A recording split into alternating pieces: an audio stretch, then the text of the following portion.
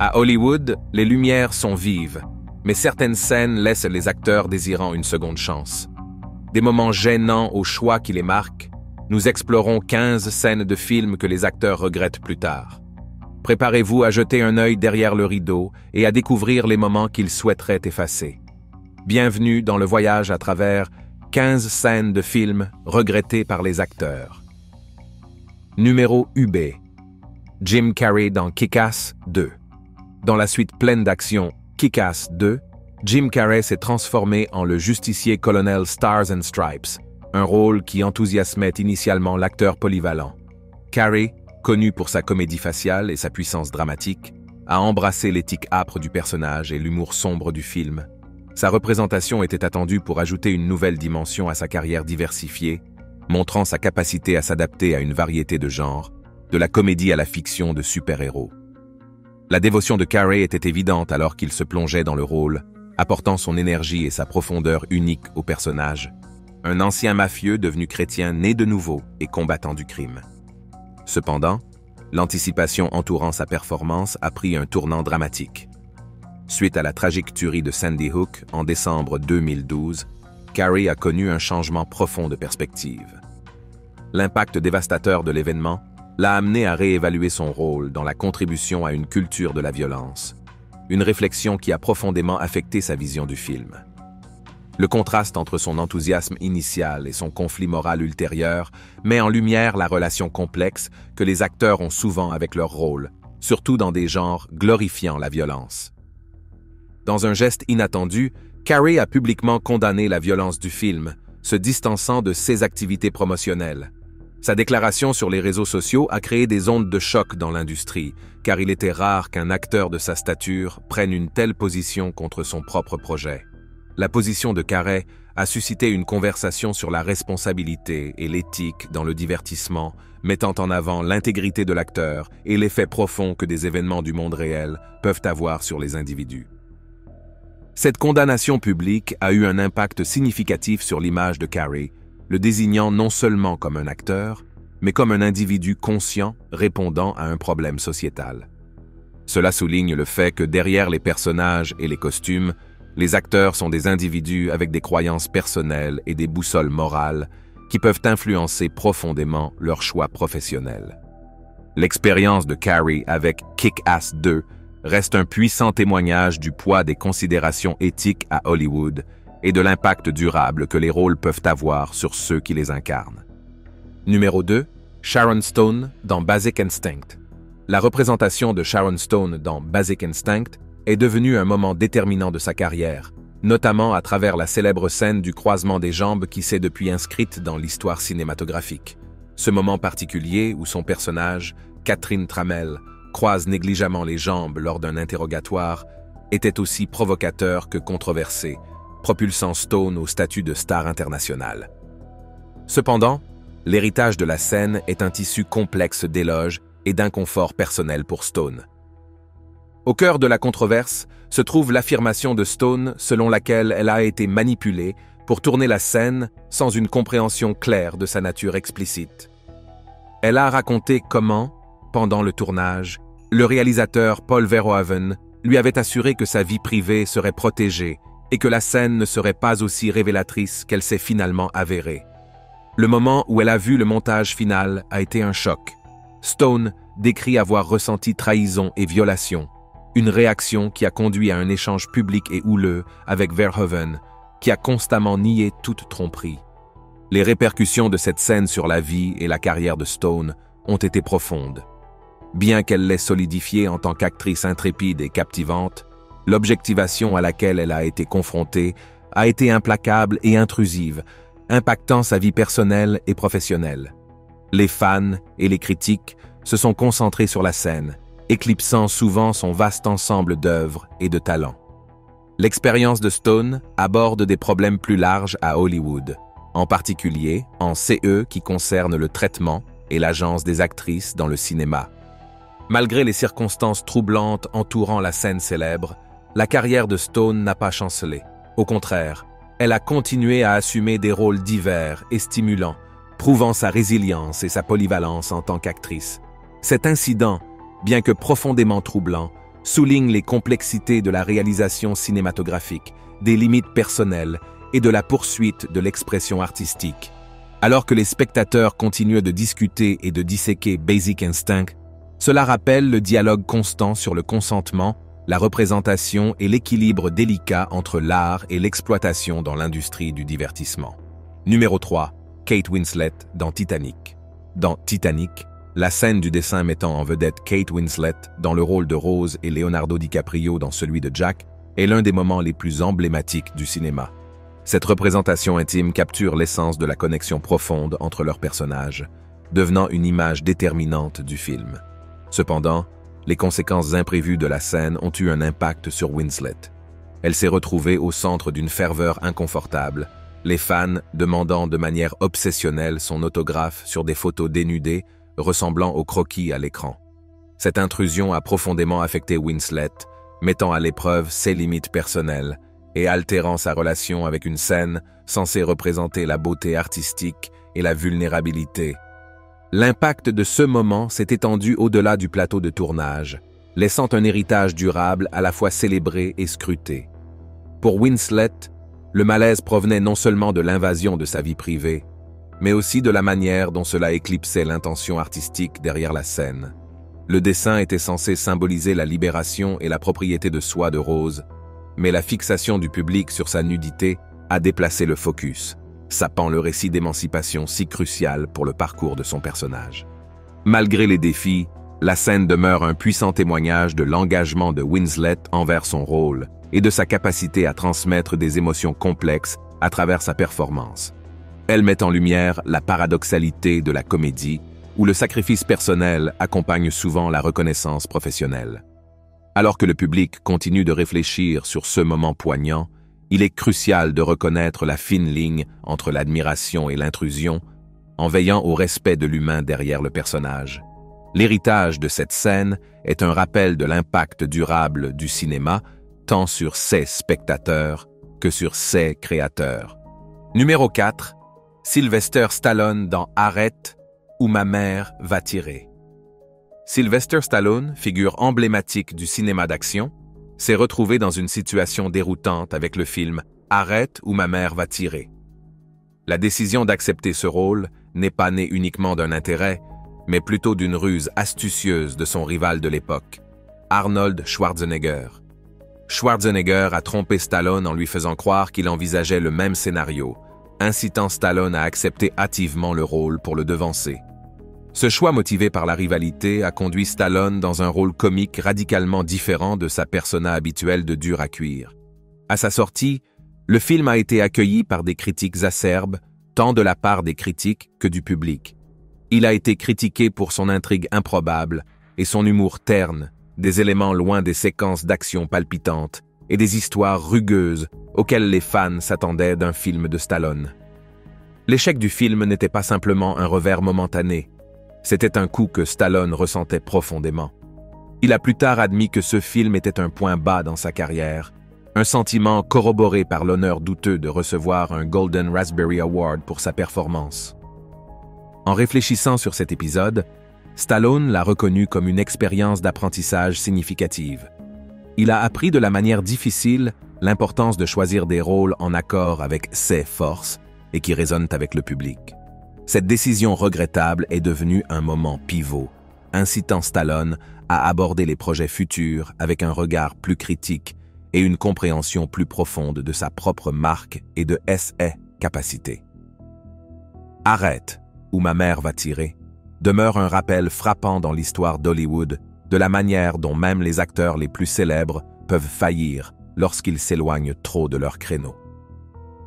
Numéro 5. Emma Watson et Rupert Grint dans Harry Potter et les reliques de la mort, partie 2.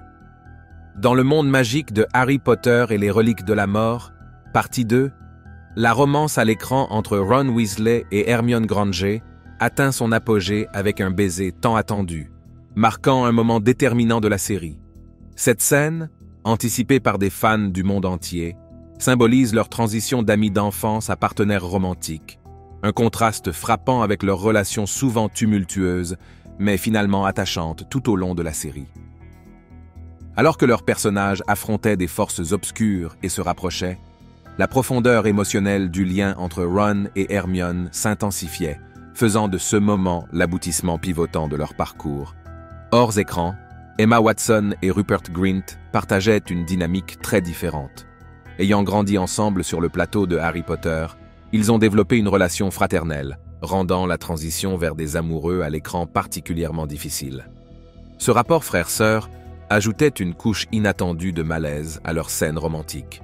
Les acteurs, qui se connaissaient depuis l'enfance, devaient désormais relever le défi intimidant de jouer des amoureux, naviguant dans les complexités pour se défaire de leur lien platonique devant les caméras.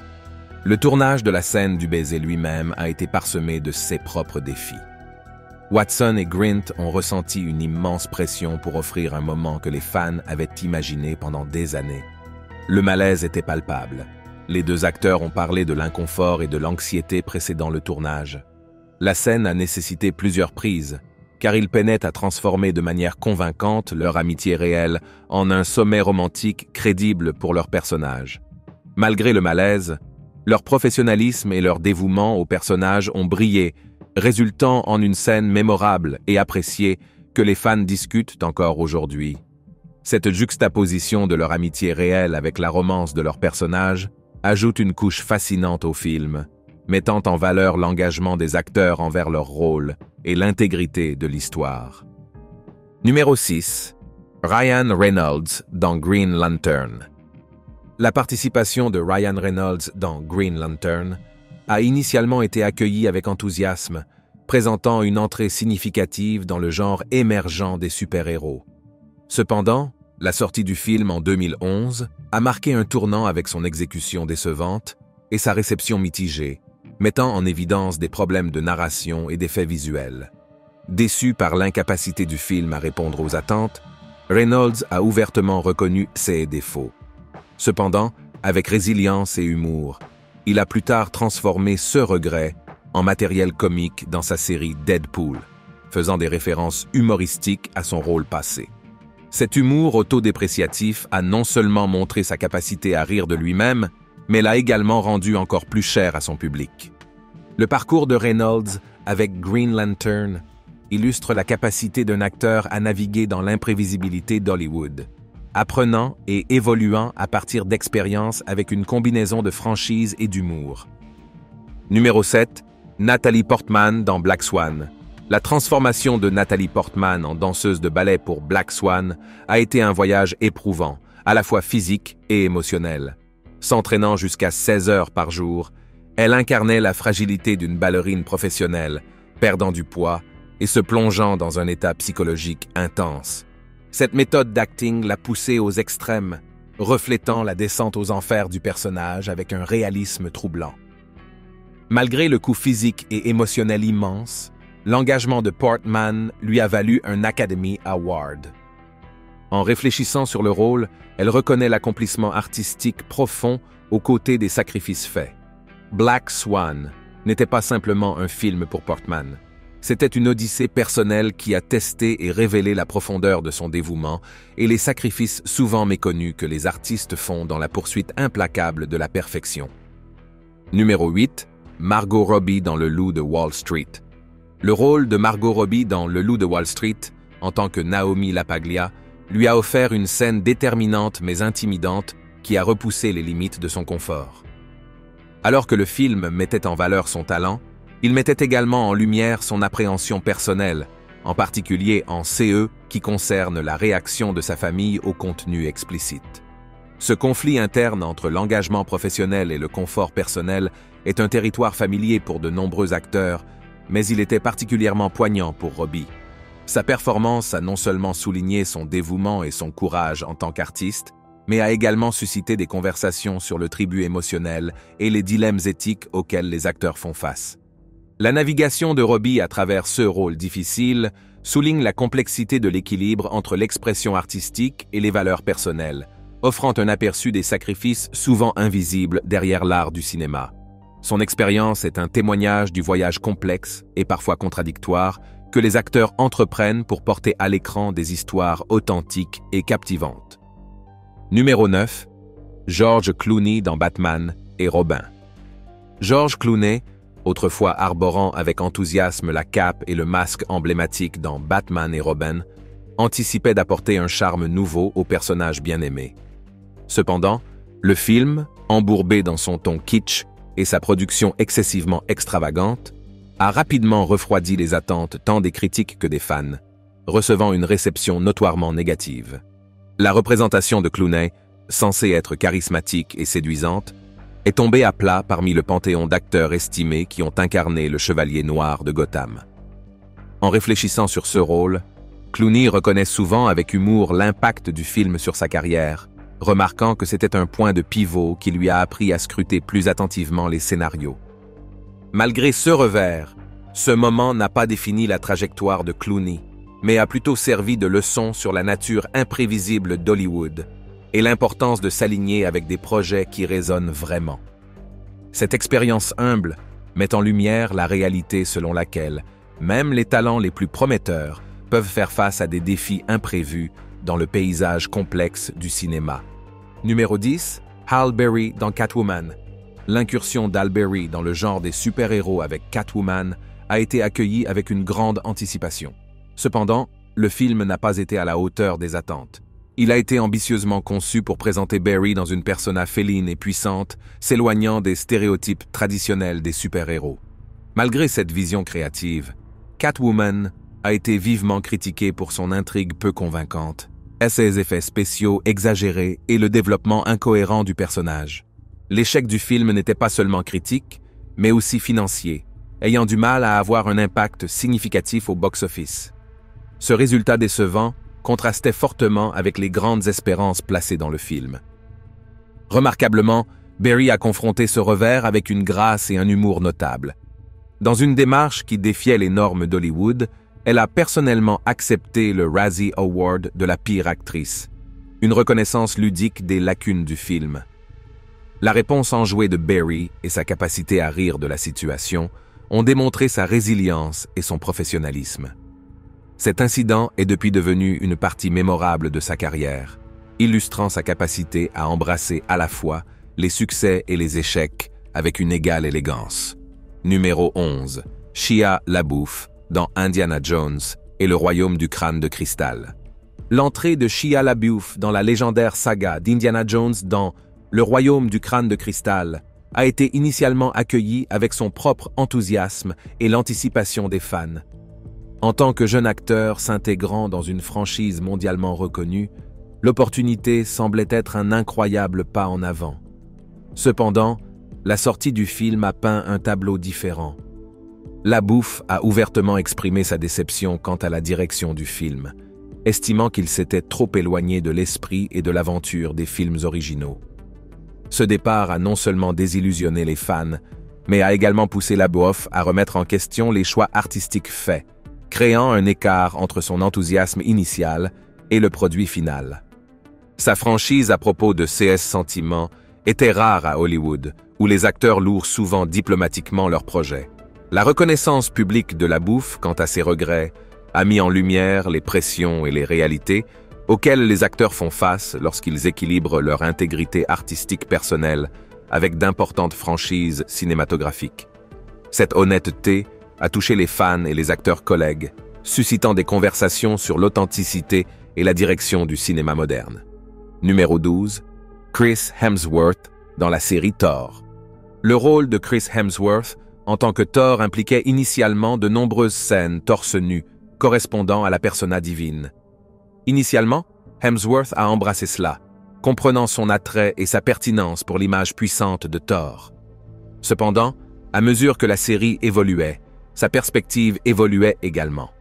Il a commencé à remettre en question la nécessité de ces scènes, estimant qu'elles détournent de la profondeur de Thor et de la richesse narrative. Ce malaise reflétait un débat plus large dans l'industrie sur l'exposition physique inutile et son impact sur la représentation des personnages. La réduction de telles scènes dans les films ultérieurs a apporté à Hemsworth un sentiment de soulagement. Cela a permis de passer de la focalisation exclusive sur la physicalité à l'exploration de la complexité émotionnelle et psychologique de Thor. Ce changement a marqué un développement positif dans la façon dont les héros sont représentés, privilégiant la substance et la profondeur, plutôt que le simple spectacle. L'expérience de Hemsworth souligne une prise de conscience croissante de l'industrie et un effort vers une narration plus respectueuse et nuancée, reflétant une évolution de l'appétit du public pour des personnages dotés de récits riches et complexes. Numéro 13, Dakota Johnson dans 50 nuances de Grey. Le rôle de Dakota Johnson en tant qu'Anastasia Steele dans 50 nuances de Grey l'a mise en avant dans une histoire de BDSM et d'intimité controversée. Le film, dérivé du roman d'E.L. James, demandait à Johnson de naviguer dans des dynamiques sexuelles complexes, incarnant la vulnérabilité et l'autonomisation dans les domaines de la servitude et de la domination. Ces scènes n'étaient pas seulement physiquement exigeantes, elles exigeaient également une plongée psychologique profonde dans les émotions et les désirs évolutifs d'Anastasia. La représentation de Johnson était à la fois intense et authentique, reflétant la nature nuancée du parcours de son personnage. Cependant, la nature éprouvante de ces scènes explicites était évidente, Johnson exprimant elle-même le désir de passer au-delà des aspects difficiles et émotionnellement laborieux de son rôle. Cette expérience souligne l'équilibre délicat que les acteurs doivent maintenir lorsqu'ils s'immergent dans des rôles qui repoussent les limites de la narration conventionnelle. Numéro 14. Zoe Saldana dans Nina. Le casting de Zoe Saldana en tant que Nina Simone a initialement suscité de l'excitation, mais a rapidement dégénéré en controverse. Les critiques ont condamné l'utilisation de maquillage et de prothèses assombrissant la peau dans le film, arguant que cela manquait de respect à l'héritage racial et à l'identité de Simone. Cette décision a déclenché un débat houleux sur la représentation raciale à Hollywood, mettant en lumière l'histoire problématique de l'industrie en matière de choix de casting. La réaction contre Saldana a été intense, reflétant des problèmes plus larges d'authenticité et de sensibilité culturelle dans la narration.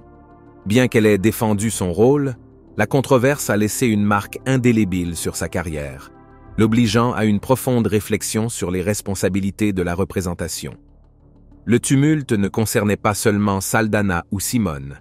C'était un rappel frappant de la lutte continue pour une véritable diversité et une représentation respectueuse dans le monde du divertissement. Numéro 15. Kurt Russell, dans Les 8 salopards.